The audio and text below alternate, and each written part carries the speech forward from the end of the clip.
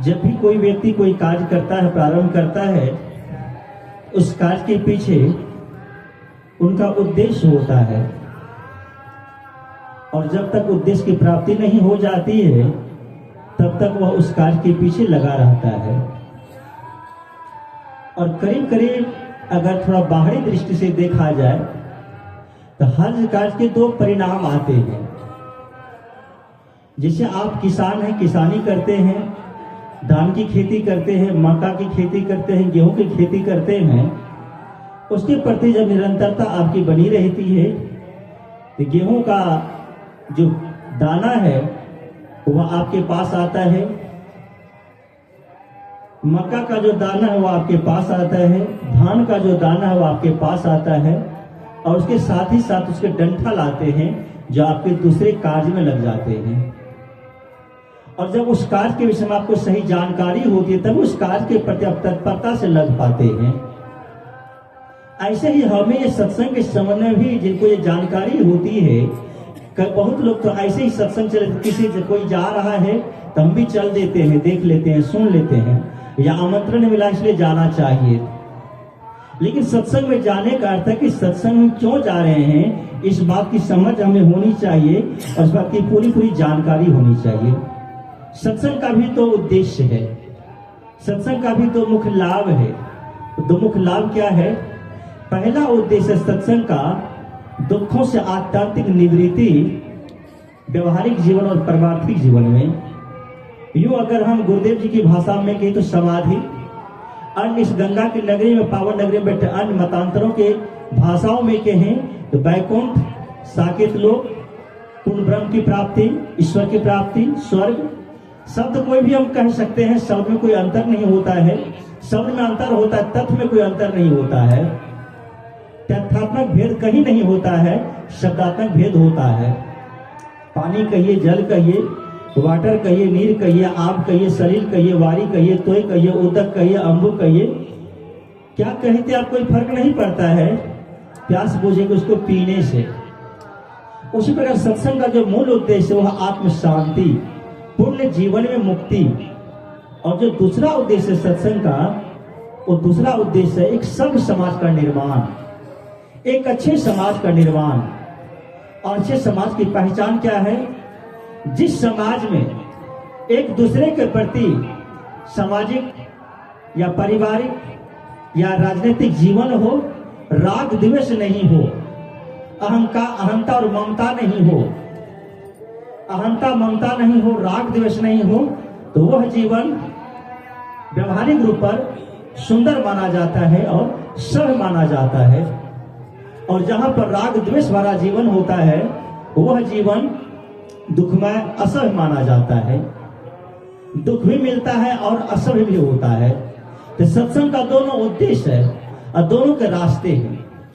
अब क्या है, आत्म कल्याण कैसे होगा? अपनी आत्मा को जानने से, आत्मज्ञान प्राप्त करने से। और आप यहाँ पर जब यहाँ से निकलेंगे तो बहुत जगह आपको दो प्रकार की बातें मिलेगी।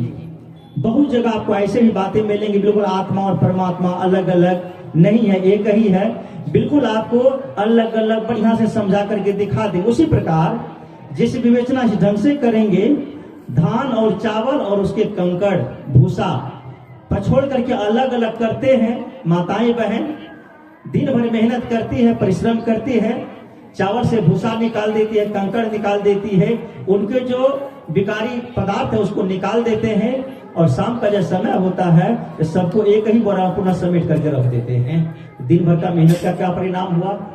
कोई परिणाम नहीं हुआ। आप आत्मा हैं, आप शुद्ध चेतन हैं, तो आपके ऊपर कोई परमात्मा, कोई आकाश पाताल में बैठा हुआ नहीं है। इस बात को बढ़िया समय समझ लेना चाहिए।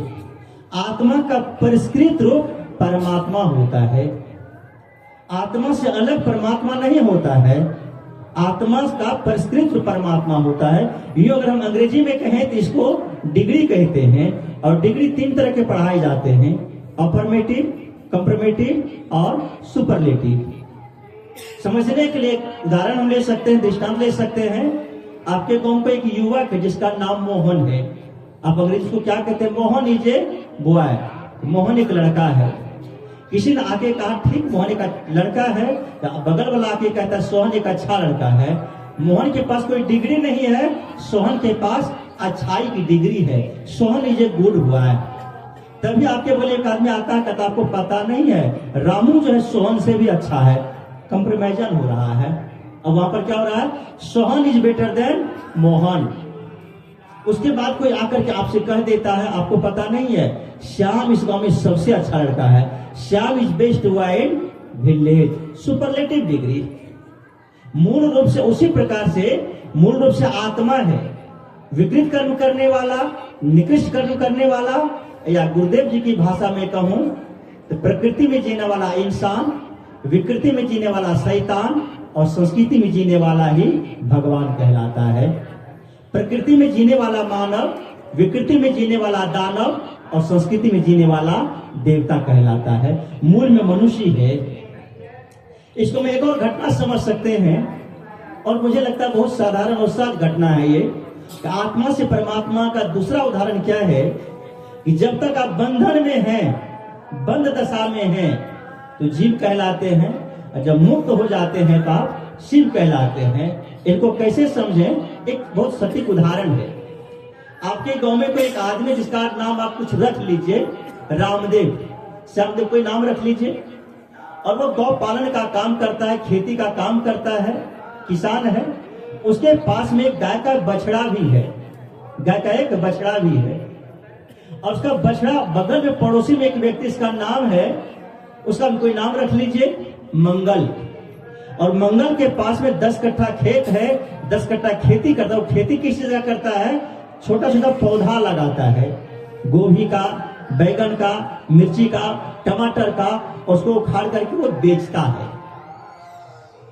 तो रामदेव का जो बछड़ा है वो खून करके मंगल के खेत में चला जाता है। मंगल बच्चा को बैला देता, हंका देता है। दूसरे दिन वो बच्चा चला गया, दूसरे दिन वो हंका दिया, बैला दिया। तीसरे दिन वो बच्चा जाता है, चौथे दिन भी जाता है, तो मंगल कितना सहेगा, एक सीमा है ना। तो मंगल क्या करता है, उस बच्चे को अपने दरवाजे पर ले जाकर के बांध देता है, दरवाजे पर ले जाकर के वो बांध देता है। शाम का समय होता है, रामदेव आता अपने बच्चा को खोजता है। कोई थर्ड पार्टी आके बताता, थर्ड पर्सन आकर के बताता है कि आपका बच्चा मैंने देखा कि मंगल अपने दरवाजे पर ले जा रहा था, और बच्चा लेकर के बांधा हुआ है। तो रामदेव जाता है मंगल के दरवाजे पर और उनसे कहता है भाई तूने मेरा बच्चा क्यों लाया है। तो मंगल कहता है देखिए मेरी फसल का कितना नुकसान हुआ है, आप उसकी भरपाई कीजिए। अलग अलग क्षेत्रों में अलग अलग भाषाओं में बोली जाती है। उत्तर प्रदेश प्रधान बोला जाता है, बिहार में मुखिया जी बोला जाता है, और यहाँ छत्तीसगढ़ के बहुत लोग बैठे हुए गोटिया जी बोला जाता है। तो वो मंगल क्या करता है, गांव के प्रधान व्यक्तियों को, गोटिया जी को कहिए, प्रधान जी को कहिए, मुखिया जी को कहिए, सरपंच को बुलाता है, अब 5 और व्यक्तियों को बुला के कहता है कि आप लोग ईमानदारी से देखिए, फैसला कर दीजिए आखिर मेरा कितना नुकसान हुआ है। और ये एक दिन की बात नहीं है, प्रत्येक दिन की इसकी आदत है, ये अपना बछड़ा खोल देता है, मेरे फसल की नुकसान करता है। पंच परमेश्वर होते ऐसा सभी लोग जानते हैं, प्रेमचंद की कहानी पढ़े होंगे। सभी लोग वहां पर जाते हैं, देखते हैं, और उचित निदान ये निकालता है सभी मिल करके कि नुकसान ज्यादा हुआ। लेकिन चूंकि रामदेव भी गांव का है और मंगल भी गांव का है, सभी को देखते हुए पंच लोग इस फैसला पर पहुंचते हैं 1000 रुपया जुर्माना देना पड़ेगा, और तब जाके बछड़ा तुमको मिलेगा। अब 5 के आगे में रामदेव विवश हो जाता है, 1000 रुपया जुर्माना दे करके बच्चा को वो लेकर के चला जाता है। देखिए होता क्या है, अगर आप अपने जीवन में खुशी मन से किसी को दान देते हैं, पुरस्कार देते हैं, कोई चीज किसी को गिफ्ट में देते हैं, उसमें आपको खुशी मिलती है, आनंद मिलता है। और अगर आपका गिर जाता है, खो जाता है, कोई छीन लेता है, आपको दुख होता है। दीपावली का वो दिन याद कीजिए, आप हम सब, आपके घर के बच्चे 500-1000 रुपया का पटाखा फोड़ देते हैं, फट फट फट फट फटाक, और वही बच्चा से अगर 10 टका 20 टका का नोट जल जाए तो क्या होता है, अब शगुन माना जाता है, नुकसान माना जाता है। 500-1000 का पटाखा जला तो कोई फर्क नहीं पड़ा, लेकिन 10 रुपया का नोट जल गया तो आपको दुख हुआ। रामदेव चूंकि जुर्माना दिया था, रात में आता है रामदेव बच्चा लेकर, कुछ सो नहीं पाता है, सुबह होती बच्चे के गले से उसकी रस्सी काट देता है, गलदामी काट देता है और थोड़ा सा कान काट के बच्चे को आजाद कर देता है। बच्चा अब क्या बन जाता है? आप लोग बोले क्या बन जाता है बच्चा? साढ़ा बोलते हैं उसको, कहीं धकरा बोलते हैं, कहीं नंदे बैल बोलते हैं। अब बच्चा का मन तो पैरका हुआ था, बच्चा का मन तो लगा हुआ था, अब बच्चा आजाद हो गया और बच्चा फिर जाता है, बछड़ा फिर जाता है उसी मंगल के खेत में जो 10 कट्ठे में फसल लगी हुई थी, उसी फसल को खा पी करके राउंड करके गोबर करके वहीं पर वो बैठ जाता है। अब मंगल की हिम्मत होगी रामदेव के घर तरफ देखने का? मुखिया जी को फोन करेंगे, प्रधान जी को फोन करेंगे, गोटिया जी को फोन करेंगे? नहीं। क्यों? ये वही बच्चा है कि दूसरा बच्चा है? बच्चा वही है, लेकिन आज वो क्या बन गया है? साढ़ा बन गया, धकरा बन गया। बच्चा कब तक था वो? जब तक रामदेव के दरवाजे पर रामदेव के रस्सी से बंधा हुआ था तब तक वो बच्चा था। जब उस बंधन से आजाद हो गया तो क्या हो गया? धकरा हो गया। अगर रामदेव के दरवाजे पर बंधा रहता, बैल होता, बड़ा होकर के बैल होता, हर बहता, कभी भी वो धकरा नहीं हो पाता, हल बहता। ठीक उसी प्रकार यह आत्मा जब तक विषय वासनाओं के बंधन में बंधा हुआ है तब तक यह आत्मा है, तब तक यह जीव है। जब इस बंधनों को साधना के द्वारा, भजन के द्वारा, गुरु शरणागति के द्वारा अपने बंधनों को काटने में सक्षम हो जाता है, यही आत्मा परमात्मा हो जाता है, यही जीव शिव बन जाता है। तो आत्मा से परमात्मा होना होता है, पाना नहीं होता है। पाने में तो दूसरा का सहयोग होता है। तो मैंने थोड़ी चर्चा की आप लोग बीच में, एक पक्ष पर चर्चा करी मैंने कि सत्संग एक उद्देश्य है अपने आप को परिष्कार कर लेना, अपने आप को ऊपर उठा लेना, यही आत्मा से परमात्मा होने की कला है। यही हम आप सब करें और अपने मन को समझें, अपने मन को देखें, हमारे जीवन में कौन कौन से बंधन हमें परेशान कर रहे हैं और धीरे धीरे उस बंधन को हटाएं। यही साधना की सफलता है, यही साधना का सोपान है। इन्हीं कुछ चंद शब्दों के साथ अपने बातों को देता हूँ विराम और आप सबके अंतःकरण में बैठे उस परम पवित्र परमात्मा को करता हूँ प्रणाम। गुल खिले गुलशन खिले और खिले समों की जिंदगी, जहाँ में सभी लोगों को त्योहार, शाही बंदगी, शाही बंदगी, शाही बंदगी।